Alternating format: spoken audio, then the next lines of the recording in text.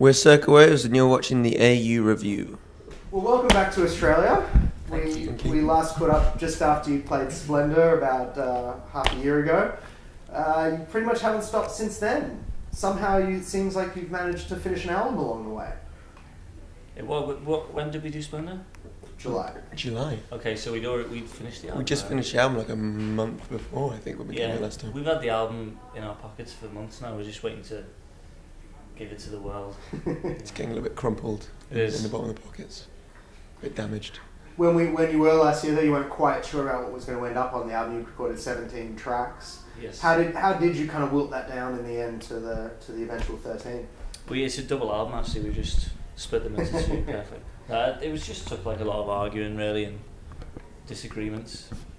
Eventually we drilled each other down to the tracks that we thought were good enough. Were there any tracks that didn't make the cut that you kind of regret? There's one. I mean, we don't really want to, let sleeping dogs lie. That's what I think. Don't want to Don't bring it go up over again. the old arguments again. But there's a couple. There's always B-sides. Yeah. That's what B-sides are for. B-sides, deluxe version. Yeah. They will all get heard at some point. And have we heard them all? I mean, have you played them all live? Do fans kind of, are they already familiar with a lot of the material? No, there's a few surprises on there, isn't there? What haven't we played? There's a couple. Deserve This and T-shirt where we haven't played Best Years for like a long time. Many years. Yeah, so there's like 3 which we've never really done live properly, and then like on the records probably like 7 that people will not have actually heard the recordings of at all. So it should be quite, you should definitely buy it. Well, it comes out 27th of March in Australia, and we've already got the single Fossils out in our palms. The music video seems to be a pretty good indication of your life over the last year. Can you talk a little bit about how all that footage came together? I mean, did you have someone with a camera following you around for 6 months? yeah, we I don't know, after doing all the studio music video thing, we kind of decided just to find this guy who was mad from LA called Adam. He came over and filmed us on our tour with the Libertines around Europe, and we sort of had... As you do. Yeah, as you do. That was so casual. How casual was that? And we had like a day off in Berlin, and the majority of it was sort of shot on that day. We started the day with champagne and Mexican food. And cigars, apparently. Yeah. Oh yeah, a few cigars. Yeah, and ended it with champagne and Mexican food. So. Sounds like a damn good day. Yeah, you should have come. Would have loved to have. Those have been great shows. Would have been fun to see the Libertines as well. It was amazing. Absolutely amazing. And those were the biggest shows you guys have ever played as well. Not only with them, but the ones you did with 1975 around that time.